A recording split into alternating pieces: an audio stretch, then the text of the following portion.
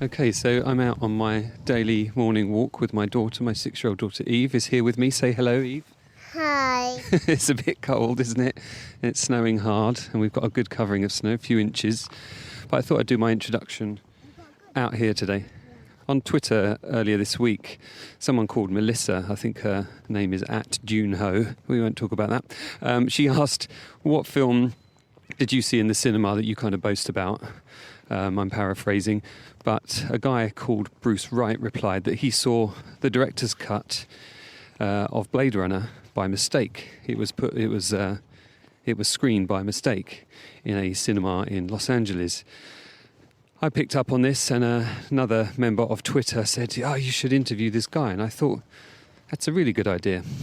So that's what I did. I got in touch with Bruce, and then I also got in touch with Charles de Lauzirika, who of course produced the Blade Runner Final Cut and also all of the supplementary features, including the excellent documentary Dangerous Days. So a couple of days ago, I spoke to both of these gentlemen, and we worked through the story about Blade Runner's history when the Workprint was accidentally shown at this cinema in Los Angeles.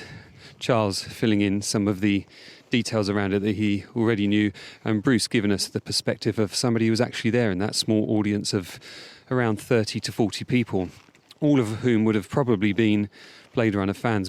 It was a 70mm showing. I mean, who turns up for a 70mm showing of Blade Runner at 10 a.m. unless they're a big fan?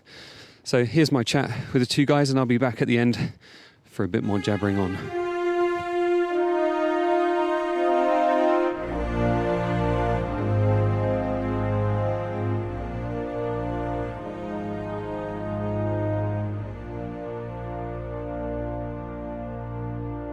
The reason I thought this would be a good chat to have is because I've got an episode coming out soon where I interview Ivor Powell, who was one of the producers on both Alien and Blade Runner, and I thought that this could make a nice kind of addition to that, to keep the kind of theme going in terms of Ridley Scott. And when I saw your story on Twitter, I just thought, yeah, I kind of know that story. And of course, Charles is like the world expert on Blade Runner, and has made all those amazing extras and documentaries and produced the final cut and everything. So I thought, how have I not invited Charles on to talk about this? So, in fact, actually, we did an episode, didn't we, Charles, of my podcast where we talked pretty much about everything, like anything else other than Blade Runner, because you've talked about it so many times. But I guess for you, this is quite an interesting part of the history, because it kind of snowballed towards what you ended up doing with Blade Runner. Yeah, no, it's been interesting. When I saw Bruce's Twitter thread on it, I thought it was interesting because it fits into the known story of the discovery and the rediscovery and the rediscovery of Blade Runner. But his role was never that specifically established, so it was really fun to read that part of it and to like kind of fit that into the chronology. And as I told him on Twitter, I said, I wish I had known about this, because it would have been fun to have included this in Dangerous Days and the other extras, because it's a key, not only is it a key moment, but it also kind of like, I think, captures the fanaticism and the love and just the passion for Blade Runner, and especially to be there at that critical moment when the Workprint accidentally got out. That was the beginning of a kind of a snowball effect. So it was fun because I was born and raised in LA, so I was very much in the Los Angeles geek culture. And, before the internet, we had places like Hollywood Book and Poster Shop where you'd hang out, you'd spend like a few hours there talking to people, and random people coming off the street and say, "Hey, did you hear this? Did you hear that?" And I remember hearing the chatter about like, there's this cut of Blade Runner that got out that no one knows what it is, and then that began sort of like the conversation on the kind of the street level amongst fans of what it was. And then reading about Bruce's stuff, which I'm sure he'll detail shortly, just adds more flavor to my memory of it from 30 years ago. So all good stuff. I guess we should kind of set the scene for. I mean, I'm sure it's known by a lot of people, but of course, Blade Runner was released. It wasn't back in 82. It wasn't a a financial success. It was seen as a flop really by Warner Brothers, but it gained kind of momentum with the fans when it was released on VHS and Laserdisc, and kind of grew an audience there. Of course, there was the international cut, which had some extra scenes of violence in there that, you know, kind of already pointed towards, hang on, there's more than one version of this film. So if you can then, Bruce, kind of fill in the gap and talk about what your experience was on that fateful day in what year, 1990? 1990, May 6th, 1990, right? If I'm correct. Yeah, that's right. I don't have a diary, so I didn't put it down. I just had to look it up. But yeah, so yeah, I mean, you know, I was a big fan of the film. I had only seen it on VHS. I had never seen it in the theaters when it was released. And then there was a 70 millimeter retrospective going on in Los Angeles in the Fairfax district. Like every Sunday, 10 a.m., the Cineplex Odeon Fairfax for like a string was exhibiting 70 millimeter films. So you had to show up at 10 a.m. And in that series, they had a showing of Raiders of the Lost Ark. They had a showing of Lawrence of Arabia that I went to. And Blade Runner. And a friend of mine and I went, you know, got up early in the morning and drove, you know, because we lived down in the South Bay. So it was about an hour drive from where we live. And went to go see the film. You know, it was a small showing. You know, like I say there was probably 25 or 30 people in the audience. And we sit down, you know, to watch the film, which is, you know, I mean, it's gorgeous to see it in 70 millimeter. If you had only seen VHS, it was an absolute visual treat. But, you know, as the film started, we were expecting to see the version that, you know, we had seen on VHS or probably the American version of it with the R rating, a little bit of the toned down violence. And as it started, we, you know, like I do remember kind of mental note, you know, there's like, I guess there's been a chronicled, you know, every little difference, and, you know, this shot is a little bit shorter or something like that. And that, you know, those differences, you know, weren't immediately obvious to me. But the first thing, you know, is that the Lad Company logo was a different color. And that was weird. And then the title came on in this weird way that I felt like, you know, was like from a movie trailer or something, where it was just like the sound and the you know, just Blade Runner, you know, just kind of, I don't know, flew onto the screen and in a very like musical stab kind of way. I mean, Bruce, it was from the trailer. that is the trailer graphic of Blade Runner. And then the like definition of the word replicant, which also felt like it came from somewhere else. And then what really felt like a rough splice after that, like where I could see tape on the gate. Like it just, like they had taken this footage and then just spliced it at the head of a movie that had like regular cuts in it after that, you know. But, you know, and so the movie kind of progressed. There wasn't like the Los Angeles 2019, I don't think, showed up. You guys can correct me on this, because I only saw this once, 30 years ago, right? But the first thing that really stood out to me as being different within the body of the film was not seeing the eye with the reflection of the fireballs in it. And I was like, well, that's weird. You know, with the difference in the titles and that happening, you know, like part of me's watching the film and part of me's trying to figure out, what am I watching? Right. So part of me is like, is this another version of the European cut? You know, like part of me is like, this isn't the normal cut, but did they get this print from Europe, you know, or whatever?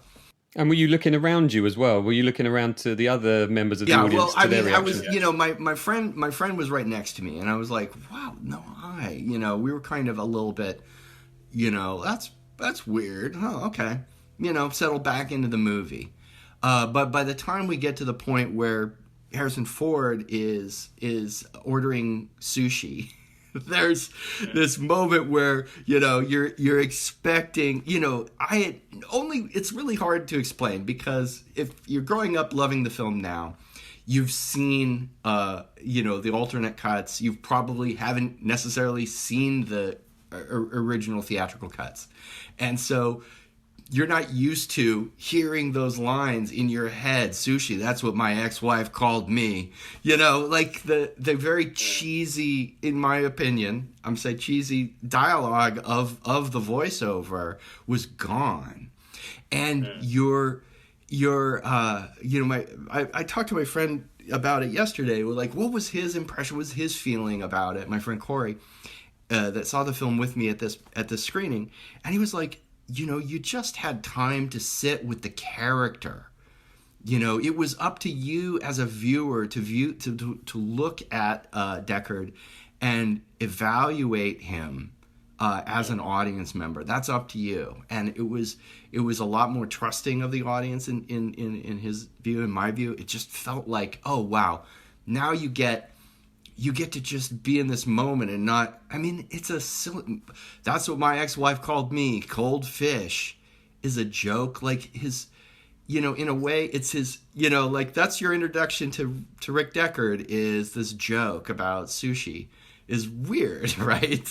And did not have that, right? And then at this point, everyone in the audience is buzzing, right? Everyone is like, wow, like there's sounds coming from the audience, and this is, if you're not used to an LA movie buff audience, everyone is dead silent at all times. If you're looking at like this kind of thing where film buffs are watching an old film, right? Everyone's just silent, right? But now everyone's like, wow. And we're going, what is going on, right? And then the people, you can tell the people who have never seen the film before, who came with a friend, because they're like, why is everybody... And then everyone's like, like shushing them immediately, because you didn't know what might come next. What might happen next? You have no idea. Everyone's like, what are we watching? And at that point, the narrative within the film, community about Blade Runner, was really out. The story of Blade Runner is this brilliant film that had very late changes, including this voiceover, because it wasn't making the studio executives happy, right? So they're like, some bridging material and some narrations to, so that the audience didn't have to work so hard. Right. So that was the narrative, right? So here was this version of the film that none of us had seen, that just lacked kind of like the two things that everybody talked about Blade Runner as being, I don't know, things that didn't ruin the film, but just took it down a notch, which is holding your hand through the story with the narration, and then the ending, just kind of splicing a happy ending on to the end of the film. And here was a film that didn't have that, right? And we were just like, oh my gosh, what's going to happen? We're watching the film. I don't have the box set, so now I have to get the box set because I want to rewatch this version. But it was this film that just, and there were a lot of different changes. The music changed about halfway through. I think right about when Deckard enters the Bradbury Building. Am I right in thinking, Charles, that there's musical cues there from Planet of the Apes and some James Horner stuff as well? Is that right? Yeah, there's Planet of the Apes from Jerry Goldsmith. There's Humanoids from the Deep and the Hand from James Horner.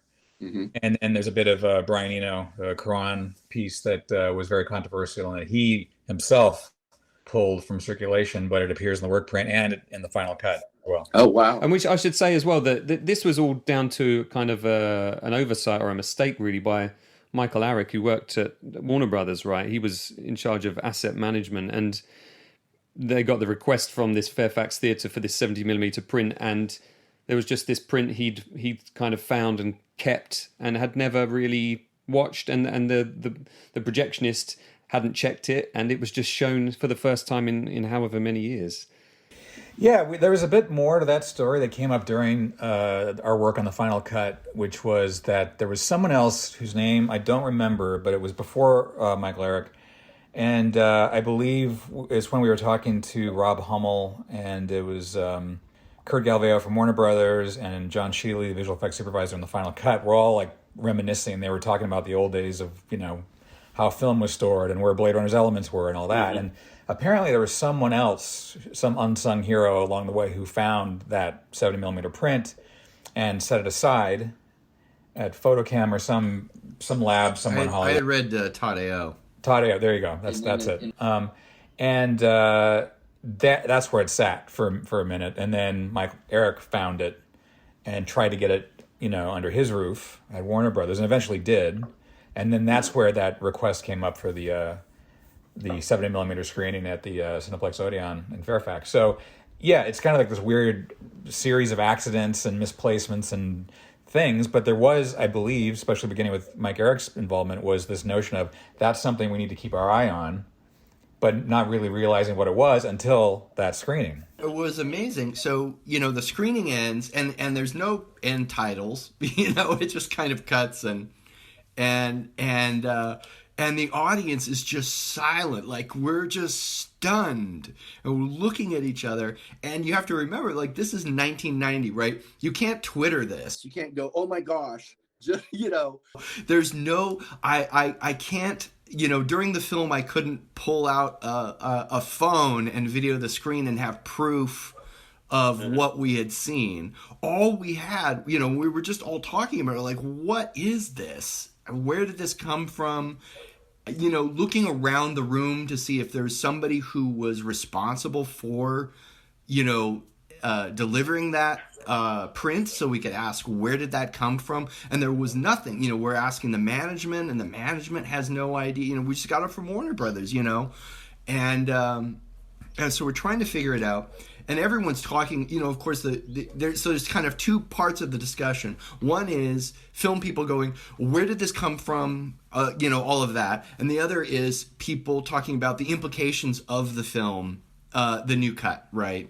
Well, what does it mean to Roy Batty's character when he calls Tyrell father? Right. It's the first time any of us had heard him say, I want more life, father. And at that point, a lot of the discourse around the film is Roy Batty an intentional Christ figure, or an antichrist figure, like this idea that he is there to absolve Deckard of his sins, and just this notion of, oh my gosh, Tyrell the father is kind of like all your little theories about, oh, well, the dove means this, right? Just that line landed in an odd, like you see, like, if you just watch the movie, you've never seen it in the theater.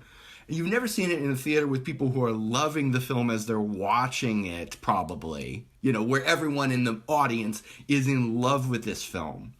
And he comes in and he says, I want more life, father. And everyone loses it. Like, everyone's just like, oh, to modern people was like, Captain America saying Avengers Assemble, everyone's just like, what did he say? And the impact that had over everyone's understanding of what Ridley Scott and the creators of the film intended.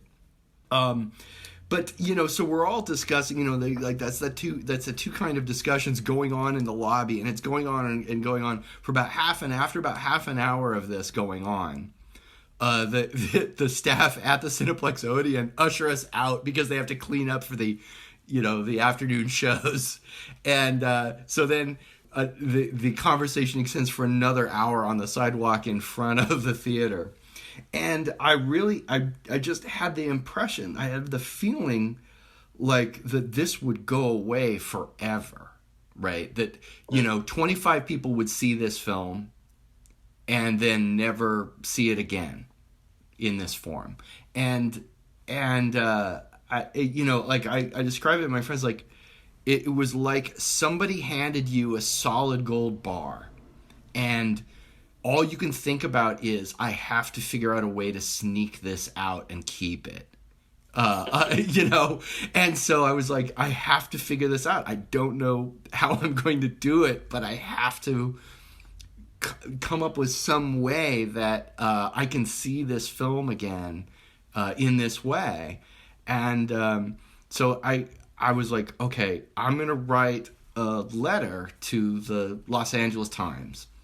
And, in that era, the Los Angeles Times ran a Sunday supplement they called the calendar section, which was, I don't know, you back me up, you grew up in LA, it was the absolute, source for, the movie discourse, in town. Los Angeles is a company town.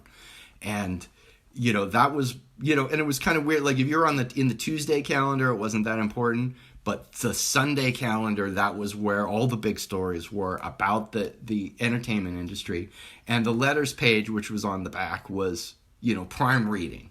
And so, immediately I went home and I wrote a letter to the Los Angeles Times describing this screening and describing this version of the film and saying, basically this is the version of, I didn't really know, I thought it was the director's cut. And I said, this is the version of Blade Runner that, we've been missing all these years, and Warner Brothers should release it. Otherwise, they are denying the world a potential classic film here. And I got a call midweek from the Los Angeles Times saying they were going to run it on Sunday. So I was very happy about that. And that was, I think that was how other film buffs and other, theaters that were, then I think that caused other theaters to start asking Warner Brothers if they could also screen this print. Yeah, and then it was picked up, wasn't it? Like, didn't Ridley Scott kind of put his foot down at this point, Charles, and say that really isn't the director's cut, and therefore its wide release that was planned by Warner Brothers was diminished down to just a couple of cinemas. Yeah, I mean, it was. I think he was unaware that this cut had gotten out, and he liked the fact that it got rid of the happy ending, it got rid of the voiceover, most of the voiceover, not all the voiceover. There's a bit of alternate voiceover at the end, but he wanted the unicorn shot in it. So it became a bit of negotiation just because Ridley was finishing Thelma and Louise and then would be starting 1492 after that. So timing wasn't the best for his attention on this. So I think Warner just wanted to capitalize on the excitement. So it played at the New Art for originally 2 weeks, but then it got extended to 4 weeks because it sold out like crazy. And that's the first time I saw it was at the New Art. But before the New Art, it actually played at UCLA. UCLA had a screening of it that Ridley was invited to, but he couldn't be there. Sid Mead showed up to do Q&A.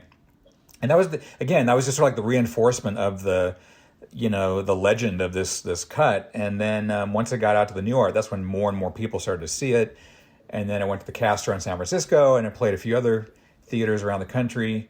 But in tandem with that, Warner's also did a little mini re-release of the original cut. Just to gauge interest. Actually, I think it was before they went out with the work print. They just wanted to gauge interest to see if there's something worth really exploiting here. And so around that time, they started thinking about, let's do a proper cleanup of this cut. But that's when Ridley said, that's not really the director's cut. My cut would have the unicorn, et cetera, et cetera. So that was the beginning of the 1992 so-called director's cut project. And then that came out, and that was for the longest time considered the definitive cut. Even though I think people started like hardcore fans, and then of course when Paul Salmon's book came out, Future Noir, a couple years later, the narrative of, well, it's a director's cut, but it's not the director's cut. There's still more work to do. There's still more things that Ridley would like to tackle with it, and that became a years long process, which finally in 2007 we got the final cut out.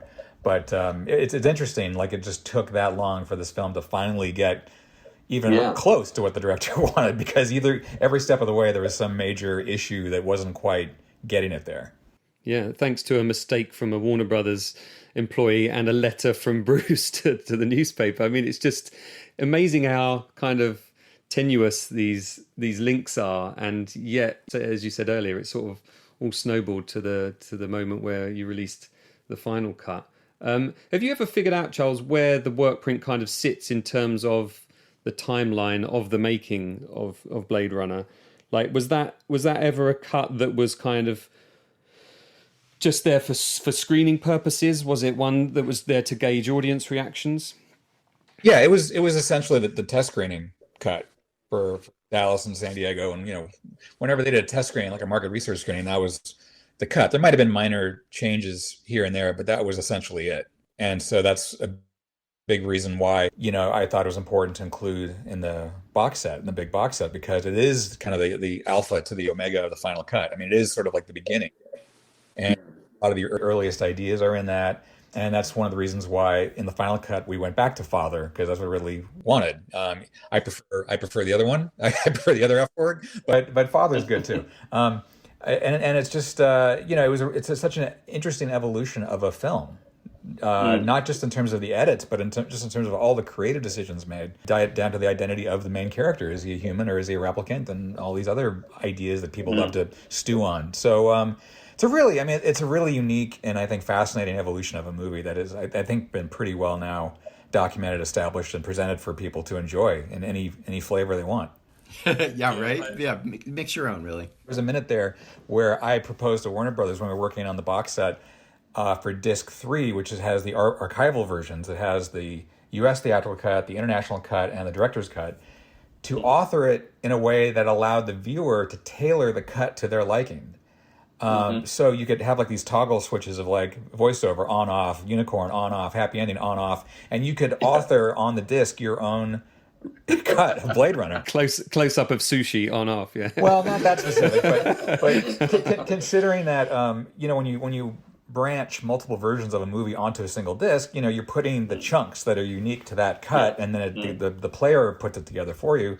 So why not have an option to take those chunks and include them or not include them as the viewer wishes? And I think that at that point, first of all, it was going to be very complicated. It was already too complicated with the 3 versions of the film to make sure each version is presented 100% correctly. But then to throw this other thing in the mix, I think it would have been a disaster. And also kind of like from the artist's perspective, is that something you really want? Joe Schmo creating their own cut of your movie. Is that something? It was already very generous of Ridley to allow 5 versions of the movie to be on a release. So can I ask a question as a fan of the film and not really understanding a little bit about the historical process? While I have you here, I have questions. So a couple things that were surprising to me about the process of test screenings is that we're looking at a 70 millimeter print. Was it normal for them to test using a 70 millimeter print? Because that seems strange to me. That's an expensive one-off print.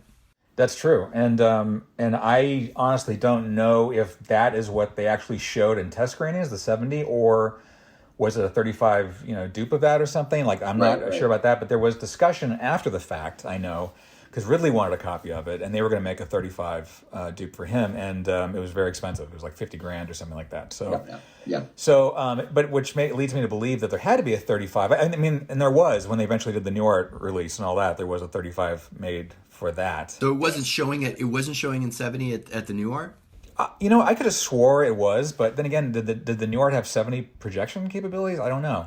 It's a good question. I don't think they. I've ever seen a 70 at the New Art. No, so that's one thing to consider, and then also when we retransferred the work print for the big box set, I believe that was off a 35, not the original 70. So. Again, there are a lot of little side stories and back alleys and weird things about Blade Runner's history. That's just one of them. But I would have to guess that the 70 was not actually used for the test screenings, but I could be wrong about that. But then again, if they had a 35, why didn't they use a 35 for anything else? So it's like that means there were 2 prints of the quote unquote work print laying around at some point. Right. And the slugging in of the titles at the head. With that rough splice. That's my memory that I'm relying on for that rough splice. Is that accurate? Do you know that print actually had rough splices? I mean, I have to assume they did. And again, if Terry Rawlings was editing the film with 70, a 70 millimeter print, I find that's really strange to me. It's like I can't imagine why they would do that. So that's a really great question. I wonder if that was a late decision to change over to that different, the trailer title graphic and the different definition of replicant. Yeah, I mean, I don't think what I'm expecting is the opticals weren't done right on this cut, right? So they grabbed stuff from trailers and just threw it on, and I don't know where the white version of the Lad Company logo comes from, probably from another release of theirs. But yeah, I mean, they had it on 70. That's probably what they had on 70 was, those titles. I haven't seen it since I was a kid, but I believe Wolfen was the Lad Company movie around that time, and I believe that has the white opening. Did they have a 70 release of that? I have no idea. I'm not a Wolfen expert, but I should look into that. It's just like, I don't know, just like, like zeroing out on this stuff. Yeah. For whatever they made that 70 print for, they realized, well, we got to have something at the head of it, right? One thing that's different about this episode is that I've got a few promotions for other podcasts who've kindly let me promote my podcast on their podcast. So have a listen to these. Do check them out. They're all interesting podcasts that I've listened to myself, and I hope you enjoy them too. Hey everybody, this is John Allure, host of Who Killed Teresa. We cover Quebec crime, everything you want to know about the police and justice in the province of Quebec, Canada. You can check us out on any of your major podcast platforms. That's Who Killed Teresa. I'm the host, John Allure. Have yourselves a great, great day. Here's what some people are saying about the Projection Booth podcast. The Projection Booth is single-handedly the greatest film podcast you could ever listen to or could possibly want. Top notch. 5 stars. This has quickly become one of my favorite film-related podcasts. Always interesting. A completely unpretentious yet fully comprehensive look at films from all genres. The Projection Booth podcast, with new episodes available every week at projectionboothpodcast.com. I think what's so fascinating about this whole thing, though, is in all the different versions that exist.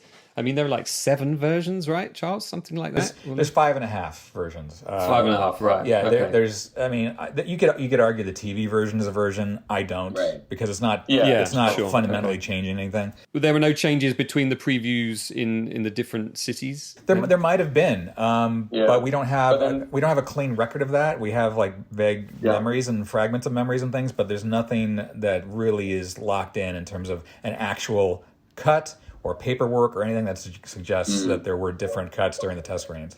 But it just gives us a whole insight into the movie-making process that we don't get with your average film, that we're able to see that these subtle changes in the sound editing and in the shot editing, and just seeing the evolution of it over time. And it's a real gift to film fans like me and like you, as well as being filmmakers, that we are able to get that insight and see that evolution and the generosity of Ridley to allow that to happen. And yeah, I it's a box set, Charles, that I go back to again and again, and I think, hang on a minute, have I seen this bit before? Like just yesterday, I was watching the Workprint with the Paul Salmon commentary. I didn't know that was on there.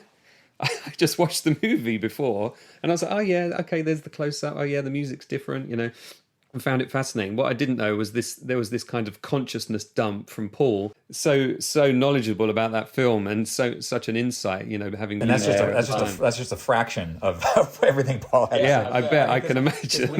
When I interviewed him for Dangerous Days, we were up at his house for 7 hours doing this interview. So there's that to consider, and then also we originally tried to have Paul do commentary on the 3 archival versions, but again, it was an authoring complexity issue that we didn't want to screw with the movies, and so therefore we just took Paul and re-recorded him, but like all over the Workprint, which makes more sense anyway, because that's kind of like the more unique holy grail of the 5 cuts in terms of like an old lost version. Which a little interesting side story, and another reason why I was really adamant that or very enthusiastically pitching to Warner Brothers, can we please put the Workprint on, besides it being a cool alternate cut of the movie, was there was some guy up in Washington State who was selling really bad bootlegs of it, like literally over the shoulder in a theater camcorder versions of the Workprint. And I just said, we got to take him out of business, because it was just like, that's. I said I was so glad I didn't actually have access to the print, because I might have been tempted to do something illegal like camcorder it. Yeah. Well, at least you would have Is it taken just- you would have taken the trouble to actually do a proper telestudy and transfer it properly. Yeah, exactly. Not just grab some random call a friend at yeah, Alpha Cine get some and some get that for me. 1990 camcorder and shoot it over someone's shoulder. What was Ridley doing at the time when you made the final cut? What other film project was he working on around that time? Because I'm guessing you didn't have the full attention of him for that duration. It's interesting because it took us off and on like about 5 years to get the final cut from where we kind of first started putting it together to when we finished. We were not working on it solidly for 5 years, but off and on through the years because of various contractual issues. So the last two movies I remember being kind of like affected by the final cut were American Gangster and Body of Lies. But that was like the next movie he was off doing. But American Gangster I remember because there was one day when we were doing the color timing of the film, the grading, and he just, he was working on American Gangster at that time, which if you remember is a very desaturated kind of cold gray looking movie. And just for fun, he started coloring Blade Runner that way. And I was just like, I was having a minor meltdown inside, thinking, "Oh my God, everyone's going to blame me for this." So for like a day, Blade Runner is basically black and white. It was kind of crazy. And you might think that's a fun, alternate version to consider because it's noir, But it just didn't play because Blade Runner, the color of Blade Runner is also a very seductive, sexy world that really lures you into it, and black and white is more kind of like pushing you away. It's more like I don't know, it's a harsh, beautiful reality, but it's an alternate reality that I don't consider to be truly Blade Runner. So anyway, that's just one of those weird creative sort of side trips you take, and then you come back to the main path every now and then. It's funny that you get to that final point of grading and it's like, no, don't ruin it now. We've put in all this work, because some of the work you did put in on that final version is incredible. Just having extracted the voiceover and then having to reintroduce sounds and do new Foley recordings for it. I mean, it is absolutely glorious to watch. And having those two, having the work print, at one end and the final cut at the other end, I think is just an amazing contrast to see. I mean, I don't know about the work print that's on the Blu-ray box set, whether it's as kind of grainy looking as the version was that you watched, Bruce. But I mean, I've heard the stories that it was pretty rough and ready. Yeah, it's pretty grainy and pretty nasty looking, but that's part of its charm, I think. Yeah. Yeah, I don't actually recall that because, I was coming from a VHS, seeing it only on VHS.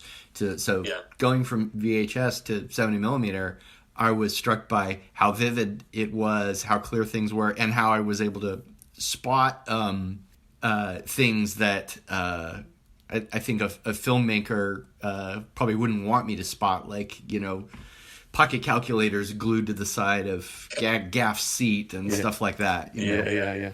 It is amazing seeing 70mm prints, though, isn't it? And I always feel when I see one, even if it's of a film I know well, it feels completely different somehow, because you suddenly get that kind of view of an actor's eyes that you wouldn't get on a screen at home, or maybe even in 35mm. There's just something about that size. Yeah, I mean, to people listening today who didn't necessarily live through the VHS era, it's a pretty poor comparison. Yeah, we grew up watching very murky movies, didn't we? I mean, there were films like Alien and Blade Runner included that it was years until I realized how beautiful they looked, because I was just so used to them being murky and dark. But I mean, so that was part of the look of Blade Runner, though, I would say, is that, Ridley came from this world of commercials and music video, and this visual style was something that did hold up on television, right? There was something about the style that was suited to that moment, where you could watch it on VHS and you still had the impression you were seeing something that was more amazing than anything you'd seen. Yeah. Well, if you start at the highest quality possible, then you've got the best chance of it still looking great when you take the definition away. But I think that has to do with the use of light, the use of atmosphere, the use of color, the use of neon, the choice of lenses. It is stuff that, in a way, does hold up in VHS in a way that, I don't know, it doesn't feel as poor in a way. It's interesting that, despite the fact that Ridley is, known for his sort of perfectionism, a lot of the people that were following the thread of us guys chatting on Twitter were saying, "Oh, the Workprint's my favourite version of the movie."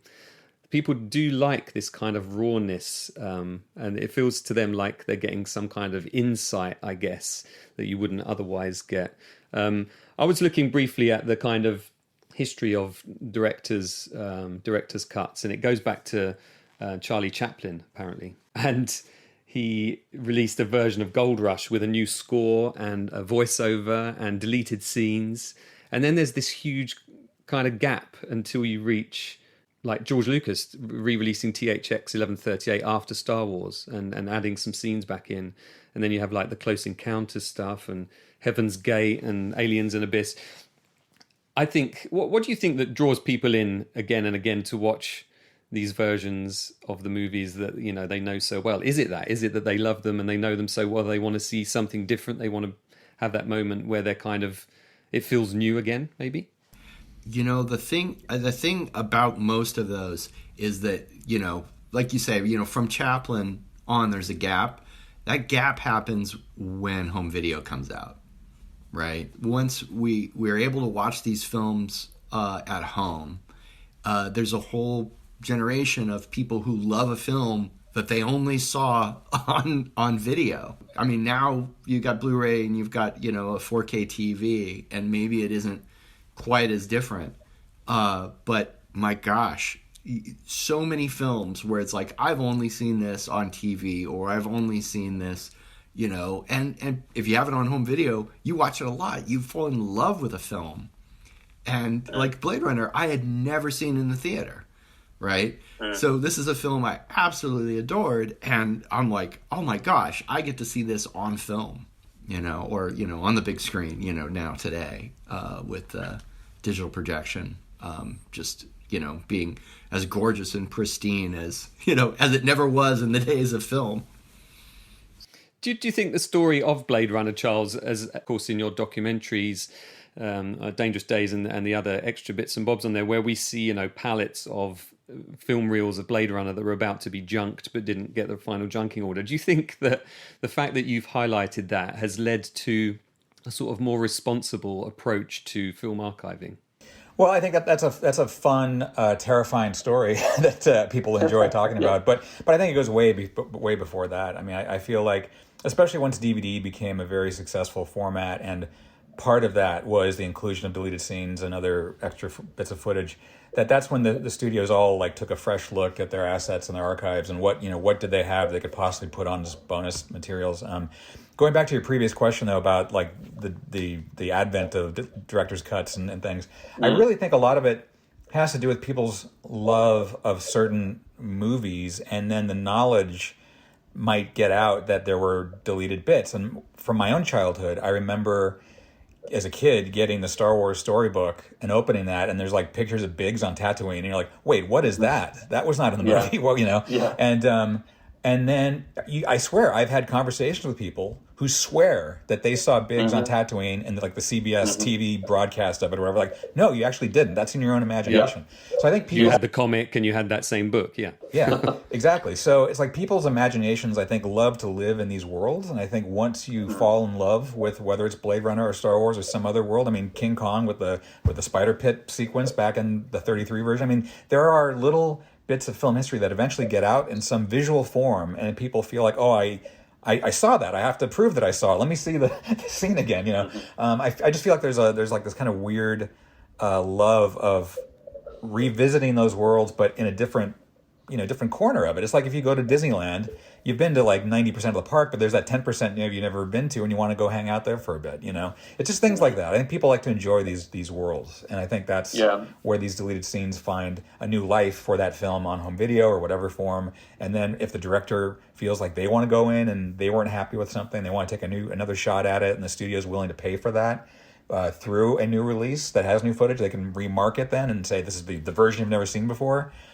You know, it's all, for me, it's all a plus. It's all great. So long as the original cut we all fell in love with is still available in some professional form. Yeah. If that can happen, then I'm all for any new cut, any new footage that wants to be shared. Yeah, I was told by a member of ILM who was invited to a anniversary screening of Star Wars, and it turned out to be the special edition, and several ILM alumni were shouting out, "Where the fuck's my movie?" You know, they'd won an Academy Award for it, and their effects weren't there. You know, and I think you're absolutely right. It's we all know it's been changed. We all have them on VHS or that one DVD that they released years ago, but just to kind of deny its existence and deny people the opportunity to see the evolution of it, I think is just kind of dumb, really. So, I mean, that was a big thing for me. Again, was like, I mean, and I thank everyone at Warner Brothers for being so generous in indulging, you know, not just me, but Ridley and the fans and everyone who loves Blade Runner, and indulging them with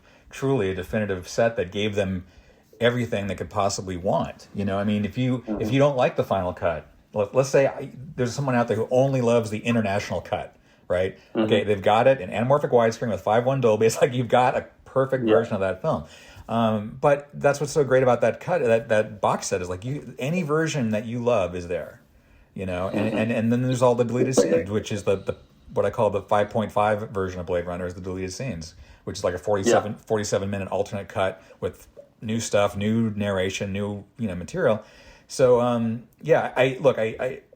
very proud of that set, because I feel like that was the one that really delivered me what I would want as a fan. If I didn't work on it, that's what I would have wanted, and I would want that for any number of other films that I love, that have had that kind of a history, that have had that many versions, or at least things that we need to see or we want to enjoy, from our childhood. I mean, I think that's a big part of why I pushed so hard for what you got with the Blade Runner set. Again, very much thanks to Warner Brothers and the Blade Runner partnership and everyone who took part in that set. And there was a lot of people. That was really kind of a dream, perfect storm of everything coming together in the right way, in my opinion. Well, I mean, it's a gift to fans. I mean, we really thank you for that. That is just amazing. And Bruce, if you don't have it, Bruce, I've got a bunch in my closet here in my office, so I'll send you one. Yay! Oh my gosh! Hey, wow! I finally get to have the gold bar in my house. Yes, there you go. It's a great story. I mean, it's amazing that we've got the full cycle here. I don't know which way around your screen is, but we've got like the original fans here together, you two, and then you helped by writing the letter to get the director's cut, and then the director's cut was made, and then Ridley was given the opportunity to make the final cut, and Charles made the final cut, and I watched it as a viewer. I consumed it. I mean, so another part of it, like at the time, I tried to get other people to write letters to Warner Brothers about it. So I was on an online service during the time called Prodigy, and I know there were some people on CompuServe. And we, I wrote up, description of the screening, and the changes as I remembered them, and tried to get a letter writing campaign going. And I knew a lot of people would respond saying, yes, I sent this letter and I sent that letter, but I don't have any sense from anything that I've read that those letters ever actually reached anybody who could make any kind of a decision on it. I really think it was those other screenings that did it, right? Yeah, I mean, it was definitely an ongoing sort of like we said before, it was a snowball effect, and you were there at the beginning of the snowball, and it just got bigger and bigger and bigger and more speed, and it just got to the point where no one could ignore it, and it happened. Right. Yeah, it's like the perfect combination of, kind of market demand and, Warner Brothers wanting to make some more money from the film. There was a kind of cynical point, wasn't there, in where you just felt like you were getting versions that weren't really anybody's original intention. They were just like, oh, here's some deleted scenes. Let's kind of, slap them in. And it did get a little bit cynical for me. I think in many ways Blade Runner is probably the last and the best for me anyway. Well, not that many films have that kind of a history. I mean, they called it Blood Runner for a reason when they made it. It's very much soaked in drama and intrigue and all kinds of mysteries and personality conflicts and whatever. So it's like, it's every film is difficult, every film is tough, every film has problems, but this one in particular was like next level on every front. And the fact that it was so groundbreaking in many ways, and the fact that it's a kind of a film that you can revisit over and over and over again and always see something new. And then beyond that, there are 5 versions of seeing something new every time. So it's kind of like it's an evergreen film in so many ways, and I think that's what'll always keep it alive. And little kind of like dumb arguments over, is Deckard a replicant?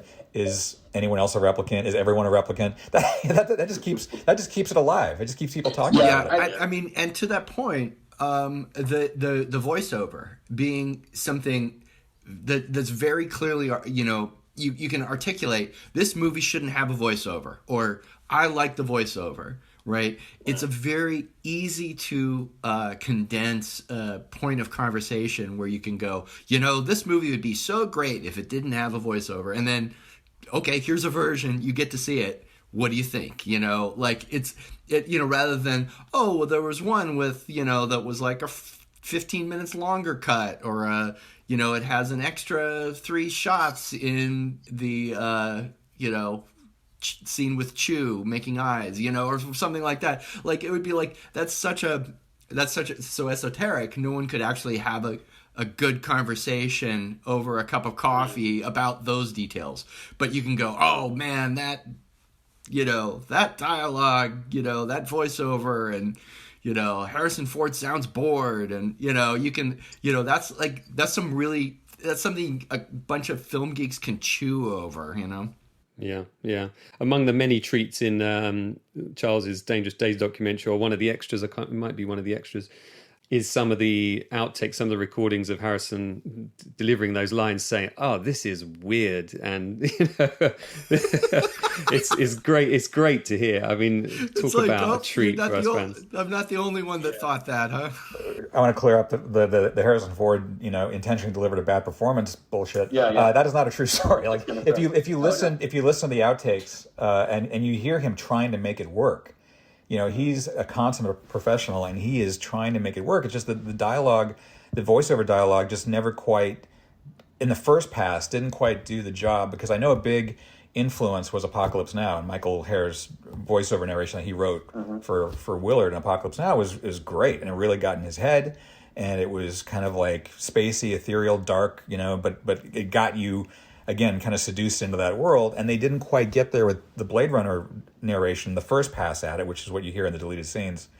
And then they did another pass, and then there was the final pass that Ridley wasn't involved with, that was kind of more Jerry Perenchio and Bud Yorkin's pass. And that's what you hear in the 82 theatrical international cut. And each time, even in that final pass where Harrison Ford was contractually obliged to come back and do it, and probably didn't want to do it, he still did his best. And you hear the back and forth between him and the guys in the room, but he's very polite, he's very professional. It's not like he's having a great time, but he's doing it. So that notion that he intentionally tried to sabotage the voiceover, I think, is hogwash, and I wish that would go away as a story. It's like they tried. It's like it wasn't about whose idea was it or whose bad idea was it. It was just like they were just trying to make it work. They all saw a problem, and they all tried to find a solution to it, and that's filmmaking. Filmmaking is problem solving, and like that was a problem, and they were trying to solve it. And who got the blame or who got the credit? I think it's there when you listen to it and you kind of read through, kind of read between the lines. I think you can kind of get a sense of who was involved at which stage and why it ended up the way it did. But at no point, I think, was anyone trying to sabotage anything. I think a lot of film fans tend to forget that there is a ticking clock in filmmaking. It's not like you wait until you get it perfect and then you release it. There is a ticking clock. There's a release date slated, and you're up against budget and all those other concerns. And as you say, everybody's just trying to do the best they can, Harrison included. Yeah, well, that's why I wanted to include those outtakes, and there's plenty more. Me being privileged enough to have heard them, it's like they were trying. They were all trying, So I give them credit for that.